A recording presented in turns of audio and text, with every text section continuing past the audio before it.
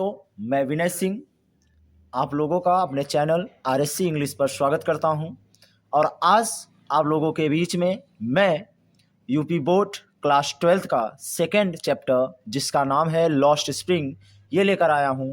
और जो first chapter है आपका द लास्ट लेसन, उसका जो वीडियो है वो अपलोड हो चुका है। यदि आपने अभी तक नहीं देखा है तो नीचे दिए गए डिस्क्रिप्शन पर क्लिक करिए और उसको आप जल्द से जल्द मैं बिना वेस्ट किए हम अपने वीडियो को शुरू करते हैं। तो पार्ट का नाम है lost spring. Lost spring means खोया हुआ बसंत। इसमें जो कहानी है कूड़ा करकट बीनने वालों की कहानी है। जैसा कि आप जानते होंगे कि जो कूड़ा करकट बीनता है उसका जीवन कैसा होता है। न तो उसके पास प्रॉपर कपड़े होते हैं, न तो प्रॉपर फूड होते हैं, न तो प्रॉपर कहीं पर आराम से सोता है, न तो उसके पास कोई घर होता है। तो यही कहानी आज हमको पढ़ना है कि कूड़ा करकट बीनने वाले का जीवन किस तरह से होता है या वो किस तरह अपने जीवन का यापन करते हैं। तो इसमें जो कहानी है वो साहब की है। साहब एक लड़का है जो कूड़ा करकट बीनने का कार्य करता है। तो चलो देखते हैं कि इस पाठ में आगे क्या है। चलो शुरू करते हैं। तो कहा है समटाइम्स कभी कभी आई फाइंड मैं पाता हूँ अ रुपी एक रुपया इन द गार्बेज। गार्बेज मतलब कूड़े के ढेर में। तो पूरा बताएंगे कभी कभी मुझे कूड़े के ढेर में एक रुपया मिल जाता है। ये साहब बता रहा है हम लोगों को कि कभी कभी मुझे एक रुपये मिल जाता है या कभी कभी मैं पा जाता हूँ। Why do you do this? तुम यह क्यों करते हो? ये जो लेखिका है उनसे पूछ रही हैं। किससे? साहब से। क्या? Why do you do this? तुम ऐसा क्यों करते हो?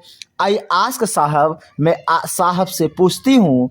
हुम माने जिसे, आई इनकाउंटर मैं मिलती हूँ, जिससे मैं मिलती हूँ।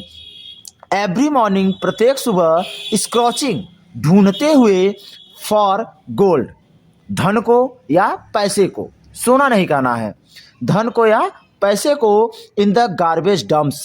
गाय माते कूड़ा करकट और डंप्स माने ढेर। कूड़ा करकट के ढेर में उसे धन या पैसा खोजते हुए हर सुबह मिलती हूँ और मैं साहब से पूछती हूँ कि तुम यह क्यों करते हो। ऑफ माई नेबरहुड, मेरे पड़ोस में, मतलब मेरे पड़ोस में जो कूड़ा का ढेर लगा रहता है उसमें मैं साहब को पैसा ढूंढते हुए हर सुबह देखती हूँ। साहब लेफ्ट हिज होम, साहब ने अपना घर छोड़ दिया था। लॉन्ग एगो, बहुत पहले। सेट माने स्थित हो गया था। Amidst the green field of Dhaka, Dhaka के हरे मैदान के बीच में, ढाका के हरे मैदान के बीच में। हिज होम, उसका घर, is not even a distant memory, उसका जो घर था वो दूर स्मृति पर था। मतलब उसे घर के बारे में 1% याद नहीं था कि मेरा पिछला घर कहाँ पर था। देयर वर मेनी स्टॉर्म्स, बहुत से तूफान आए। दैट स्वेप्ट, जिसने साफ कर दिया। दियर फील्ड्स, उनके खेतों को। एंड होम्स, उनके घरों को। हिज मदर टेल्स हिम, उसकी माँ उसे बताती हैं। उसकी माँ मतलब कौन? साहब की माँ। दैट्स वाई, यही कारण था। दे लेफ्ट, वे छोड़ दिए। लुकिंग फॉर गोल्ड, पैसे की तलाश में। लुकिंग फॉर माने तलाश में। इन द बिग सिटी, और कहाँ चले आए? बड़े शहर में। वेयर माने जहां, ही माने वह, नाउ माने अब, लिव्स माने रहता है। जहां अब वह रहता है उसे अपने पिछले घर के बारे में कुछ भी याद नहीं है। I have nothing is to do, तो जब लेखिका ने इससे पूछा कि तुम ऐसा क्यों करते हो तो साहब जवाब दे रहा है I have nothing is to do, इसके सिवाय मुझे कुछ नहीं आता है, इसके सिवाय मुझे कुछ नहीं आता है। ही मटर्स, वह बड़बड़ाता है या वह बुदबुदाता है, मतलब बहुत धीमी आवाज में कहता है इसके सिवाय मुझे कुछ आता नहीं है। लुकिंग अवे, आगे देखते हुए। गो टू स्कूल, स्कूल जाओ। आई से ग्लीबली, मैं बिना विचारे पूछती हूँ, बिना विचार किए, मतलब ऐसे मजाक में मैं पूछती हूँ कि स्कूल जाओ। रियलाइजिंग, महसूस करते हुए। इमीडिएटली माने तुरंत। हाउ हॉलो, कितना खोखला। द एडवाइस, सलाह। मस्ट साउंड, मुझे लगा। कि जब मैंने ये कहा कि स्कूल जाया करो तो बाद मुझे खुद ऐसा लगा कि कितना बेकार प्रश्न या कितना बेकार सलाह मैंने उसे दे दिया। There is no school in my neighbourhood, there is no school, कोई भी स्कूल नहीं था इन माई नेबरहुड, मेरे पड़ोस में। वेन माने जब, दे बिल्ड वन, जब वे एक बनाएंगे या स्कूल तैयार करेंगे, आई विल गो, मैं जाऊंगा। ये साहब ने उस राइटर से कहा कि जब स्कूल जब है ही नहीं तो मैं कहाँ जाऊं, हाँ अगर स्कूल बनेगा तो मैं स्कूल जाऊंगा, ये साहब ने राइटर से कहा। अब लेखिका कह रही है इफ यदि आई स्टार्ट अ स्कूल, यदि मैं स्कूल शुरू करूं, विल यू कम, क्या तुम आओगे। आई आस्क, मैं पूछती हूँ, हाफ जोकिंग, आधा मजाक करते हुए। तो साहब ने उत्तर दिया यस, हाँ। ही सेज, वह कहता है, स्माइलिंग, मुस्कुराते हुए, ब्रॉडली माने खुलकर, खुलकर मुस्कुराते हुए कहता है कि हाँ मैं आऊँगा। अ फ्यू डेज लेटर, कुछ दिनों के बाद, आई सी हिम, मैं उसे देखती हूँ, रनिंग अप टू मी, दौड़कर मेरे पास आता है और पूछता है इज योर स्कूल रेडी, क्या तुम्हारा स्कूल तैयार है। तो मैंने उससे जवाब दिया it takes longer to build a school, एक स्कूल बनाने में बहुत समय लगता है, ये मैंने साहब से कहा। आई से, मैं कहती हूँ, इम्ब्रेस्ड, शर्मिंदा होकर, या अजमा, जिसे हम कह सकते हैं कि ऐसा कोई प्रश्न जिसका जवाब मुझे पता ना हो, और लड़खड़ाते हुए आवाज में मैं बोली eight having made a promise, और मेरा जो वादा मैंने किया था, दैट की वॉज नॉट मीन्ट, उसका मतलब यह नहीं है। बट लेकिन, प्रोमिसेस लाइक माइंड, लेकिन मेरी तरह वादे, अबेडेंटेड इन एवरी कॉर्नर, प्रत्येक कोने में भरे पड़े हैं, ऑफ हिज ब्लीक वर्ल्ड, इस धुंधले संसार में, ब्लीक माने धुंधला। After months of knowing him, after महीनों बाद, ऑफ नोइंग हिम, उसे जानने के बाद, मतलब महीनों तक उसे जानने के बाद, आई आस्क हिम, मैं उससे पूछती हूँ, हिज नेम, उसका नाम, साहेब ए आलम, तो वो जवाब देता है, ही अनाउंसेस, वह बताता है, साहिबे आलम, कि मेरा नाम साहिबे आलम है। ही डज नॉट नो, वह नहीं जानता है, व्हाट इट मीन्स, इसका मतलब क्या है, मतलब उसके नाम का क्या मतलब है। इफ, यदि ही न्यू, वह जानता, इट्स मीनिंग, इसका अर्थ, लॉर्ड ऑफ द यूनिवर्स, ब्रह्मांड के लॉर्ड, मतलब देवता या God. He would have a hard time, उसे बहुत कठिन समय लगेगा, बिलीविंग इट, इस पे विश्वास करने पे। अनएवर, अवगत है, सॉरी अनअवेयर, अज्ञात है, of what his name represent, कि उसका नाम क्या रिप्रेजेंट करता है, क्या बताता है। ही रोम्स, वह घूमता है, द स्ट्रीट्स, गलियों में, विथ हिज फ्रेंड्स, अपने दोस्तों के साथ, and army of barefoot boys, army मतलब यहाँ समूह कहेंगे, एक नंगे पैर लड़कों का समूह, हु अपीयर, जो प्रतीत होता है, लाइक द मॉर्निंग बर्ड्स, सुबह के पक्षियों की तरह, एंड और डिसअपीयर एट नून, और दोपहर में गायब हो जाते हैं। Over the months I have come to recognise each of them, अब कई महीनों बाद, I have come to recognise each of them, I have come to recognise, अब मैं पहचानने लगी, ईच ऑफ देम, उनमें से प्रत्येक को, मतलब साहब को तो मैं जान ही रही थी, लेकिन महीने जैसे जैसे बीतते गए, अब मैं उनमें से जितने भी कूड़ा करकट बीटने वाले थे, अब मैं सबको जानने लगी। Why aren't you wear chappals, तुम लोगों ने चप्पल क्यों नहीं पहना है। आई आस्क वन, मैं एक से पूछती हूं कि तुमने चप्पल क्यों नहीं पहना, चप्पल में slipper. My mother did not bring them, मेरी माँ ने मुझे लाया, sorry, my mother did not bring them down from the shelf, shelf माने दुकान से, मतलब मेरी माँ ने दुकान से लाया ही नहीं। ही आंसर सिंपली, वह साधारणता पूर्वक उत्तर देता है, जिस लड़के से राइटर पूछती है। इवन इफ शी डिड, यदि वह यह करती, he will throw them off, तो वह इसे क्या करता, पहनता, या उसे वह अपने पैरों में डालता। एट्स अनदर, और दूसरा जोड़ता, हु इज वियरिंग शूज, जो जूता पहना हुआ था, दैट की डोंट मैच, और मैच नहीं कर रहा था। एक जो लड़का था जूता तो पहना हुआ था, लेकिन उसका जूता मैच नहीं कर रहा था, मतलब एक पैर में कोई और जूता और दूसरे पैर में कोई और जूता। When जब I comment on it, जब मैं इस पे टिप्पणी करती हूँ, he shuffles, वह हिलाता है his feet, अपने पैरों को, and says nothing, और कुछ कहता नहीं है। कि जब मैं उससे पूछती हूँ कि तुमने अलग अलग जूता क्यों पहना है, वह लड़का कोई जवाब देता नहीं है। I want shoes, मुझे जूता चाहिए, says a third boy, तीसरा लड़का कहता है, who has never owned, जिसने कभी भी नहीं खरीदा था, a pair, एक जोड़ा, all his life, अपने पूरे जीवन में।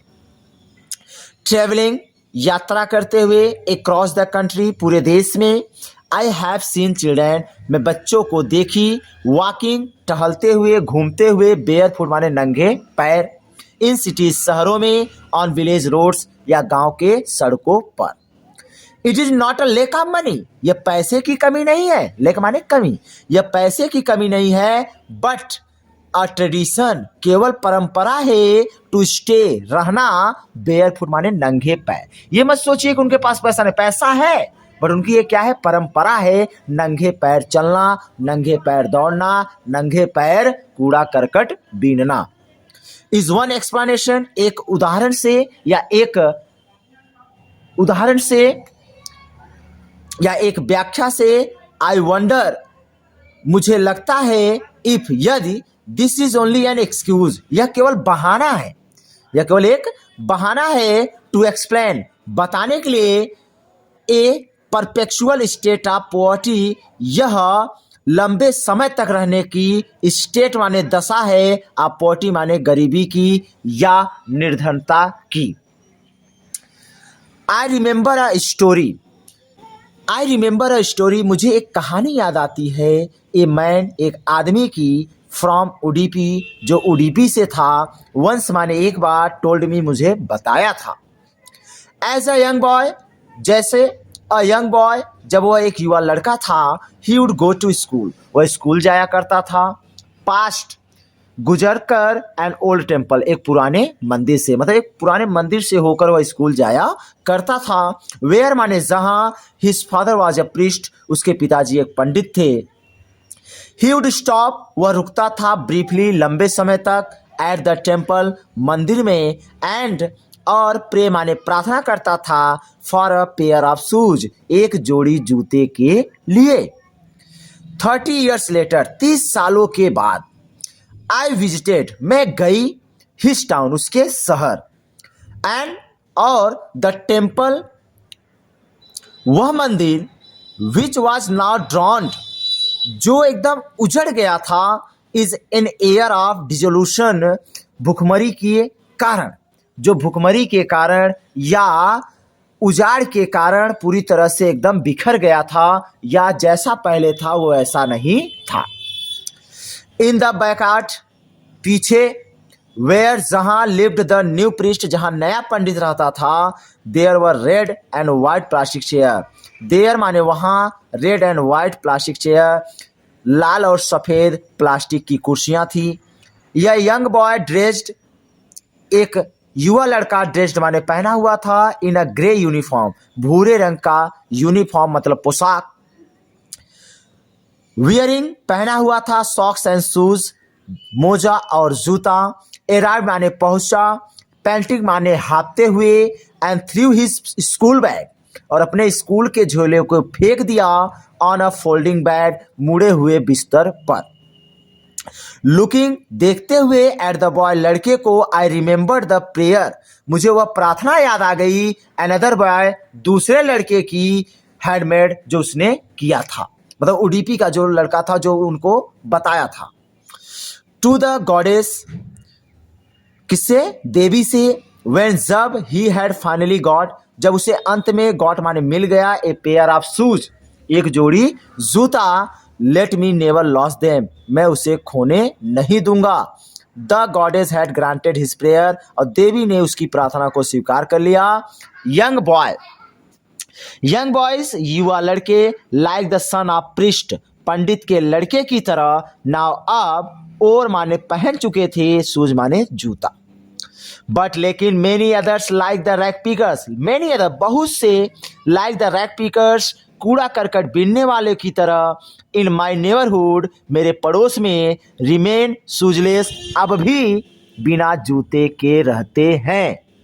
पंडित का जो लड़का था उसे तो जूता मिल गया, वो तो पहन लिया, लेकिन अब भी मेरे पड़ोस में ऐसे भी कई कूड़ा करकट बीनने वाले हैं।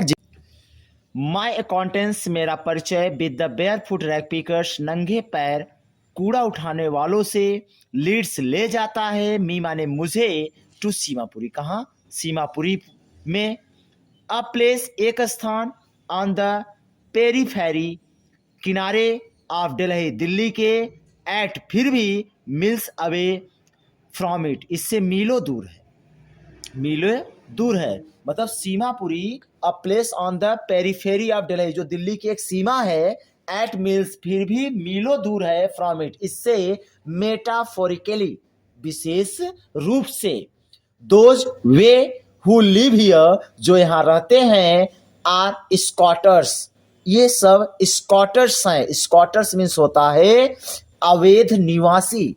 मतलब जैसे अगर हम कहीं बाहर जाते हैं तो वीज़ा लगता है, क्योंकि जब तक वीज़ा नहीं लगता है तब तक हम वहाँ के मूल निवासी नहीं होते हैं।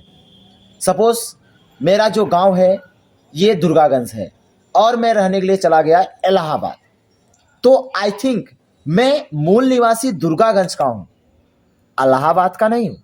तो वही है कि जो थे वो कैसे थे, गैर कानूनी रूप से रहते थे, ये भी आप कह सकते हैं। हु केम, जो आए, फ्रॉम बांग्लादेश, बांग्लादेश से, बैक इन 1971, 1971 में, जो 1971 में कहाँ से आए थे, बांग्लादेश से आए थे। साहब्स फैमिली, साहब का परिवार, इज अमॉन्ग देम, इनमें से था या इनके बीच में ही था, मतलब साहब का परिवार भी बांग्लादेश से आया हुआ था। Seemapuri was then a wilderness, Seemapuri तब वाइल्डरनेस थी। वाइल्डरनेस मतलब उजाड़ क्षेत्र, जहां पे ज्यादा लोग नहीं रहते हैं, ऐसा था Seemapuri. It still is, it still is, यह अब भी है कैसा, उजाड़। But it is no longer empty, लेकिन ये ज्यादा अब खाली नहीं है। हाँ खाली तो है लेकिन उतना नहीं था जितना था, क्योंकि जो बांग्लादेश से लोग आए अब सीमापुरी में रहने लगे। इन स्ट्रक्चर ऑफ मड, कीचड़ से युक्त घरों की संरचना, विथ रूफ्स, छतों की, ऑफ टीन, टीन माने आपका पन्नी कह सकते हैं, एंड टरपालिन मतलब होता है आपका प्लास्टिक। डियोड ऑफ सीओज, drainage of running water, live 10,000 rag pickers. डियोड ऑफ सीओज, डियोड ऑफ सीओज गंदे पानी का, ड्रेनेज निकासी, और रनिंग वाटर बहते हुए पानी का इकट्ठा करना, उनके पास कोई भी स्थान नहीं था। जैसे कोई पानी जमा हो जाए उसके लिए नाला, ये भी नहीं था, या बारिश की पानी को इकट्ठा करने के लिए जैसे हम लोग तालाब वालाब में इकट्ठा होता है या कुआं उआ में इकट्ठा होता है, ऐसी सुविधा उनके पास नहीं थी। लीव माने रहते हैं 10,000 रैग पीकर्स, कितने भैया, 10,000 कूड़ा उठाने वाले। दे हैव लिव्ड हियर, वे यहाँ रहते हैं, फॉर मोर देन 30 ईयर्स, 30 सालों से भी ज्यादा, विदाउट एन आइडेंटिटी, बिना किसी पहचान के। मतलब 30 साल से भी ज्यादा हो गया लेकिन उनका कोई भी पहचान नहीं है कि वो सीमापुरी की क्या है, निवासी हैं। विदाउट परमिट्स, बिना आज्ञा के, बट केवल विथ राशन कार्ड, केवल ration card, that get their name, जिसमें उनका नाम है, ऑन वोटर्स, वोट देने के लिए। वोट देने के लिए मतलब वोट आप जानते हो इलेक्शन होता है। लिस्ट सूचियां, and enable them two by grain, और योग्य हैं क्या खरीदने के लिए, ग्रेन, ग्रेन माने अनाज। भैया राशन कार्ड से ही अनाज मिलता है, सबको पता है। बस यही एक प्रूफ है जो इनको सीमापुरी में अभी तक रोक कर रखा है, बाकी अदर कोई भी, जैसे आधार कार्ड ये सब पहले था भी नहीं और इनका कोई पहचान भी नहीं था। फूड इज मोर इम्पॉर्टेंट, भोजन बहुत आवश्यक है, फॉर सर्वाइवल, जीवन यापन चलाने के लिए, दैन एंड आइडेंटिटी, किसी भी पहचान से। मतलब पहचान उतना जरूरी नहीं है जितना क्या है भोजन। इफ यदि at the end of the day, यदि दिन की समाप्ति पर वी कैन फीड, यदि हम खिला सकते हैं आवर फैमिलीज, अपने परिवारों को, एंड गो टू बेड, और बिस्तर पर जा सकते हैं, विदाउट एन एचिंग स्टमच, बिना किसी पेट दर्द के, we would rather live here, तो हमें यहाँ रहना है, देन इन द फील्ड्स, मैदा खेतों में, that give us no grain, ऐसा खेत जो हमें अनाज भी नहीं देता है, ऐसे खेतों में हम क्या करते हैं, रहते हैं, और ऐसे घरों में रहते हैं जहां पर कोई भी सुविधा नहीं है। से अ ग्रुप ऑफ वुमेन, से माने कहती हैं, अ ग्रुप ऑफ वुमेन, औरतों का एक समूह, इन टैटर्ड साड़ीज, फटी हुई साड़ियों में, व्हेन माने जब, आई आस्क देम, जब मैं उनसे पूछती हूँ, वाई क्यों, they left their beautiful land, they माने वे, लेफ्ट माने छोड़ दिए, दियर ब्यूटीफुल लैंड, अपने सुंदर जमीन को, ऑफ ग्रीन फील्ड्स, हरे भरे खेतों को, एंड रिवर्स, और नदियों को। जब मैं ये बात उन औरतों से पूछती हूँ जो फटी हुई साड़ियों में हैं, वेयर दे फाइंड फूड, जहां कहीं वे भोजन पाते हैं, दे पिच दियर टेंट, पिच माने लगा लेते हैं, दियर टेंट्स अपना तंबू, मतलब अपना घर बना लेते हैं, दैट बिकम ट्रांजिटिव होम, जो उनका अस्थाई घर बन जाता है।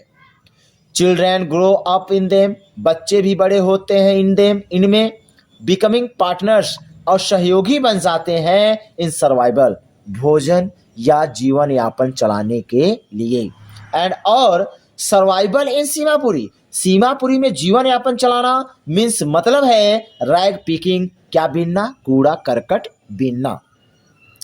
थ्रू द ईयर्स, सालों से, इट हैज एक्वायर्ड, यह जरूरत है या यह जरूरी है, the proportion of the fine art, यह एक अच्छी कला का क्या है, भाग है, garbage to them is gold, कूड़ा उनके लिए क्या है, धन है, it is their daily bread, इनका रोज का रोटी है, अ रूप एक छत है, ओवर दियर हेड्स, उनके सिरों का, even if it is leaking, भले ही, इवन इफ भले ही, इट इज लीकिंग रूप, या यह टपकता हुआ क्या रहे, छत रहे, लेकिन वह टपकता हुआ छत ही उनके लिए सब कुछ है, बट लेकिन फॉर अ चाइल्ड, एक बच्चे के लिए, इट इज इवन मोर, यह कुछ ज्यादा ही है। तो बस आज के लिए बस इतना ही, बाकी नेक्स्ट वीडियो और नेक्स्ट जो आपका टॉपिक्स है, जो नया आपका है, वो अगले वीडियो में आपको मिल जाएगा। तो ऐसे वीडियो पाने के लिए मेरे चैनल पे बने रहिए, और जो भी डाउट हो आप कमेंट बॉक्स में कमेंट कर सकते हैं कि मैं प्रोज पढ़ाऊं कि पोएट्री पढ़ाऊं कि सप्लीमेंट्री। ओके, तो ये आपको ध्यान देना है और रेगुलर पढ़ते चले जाना है। So thank you.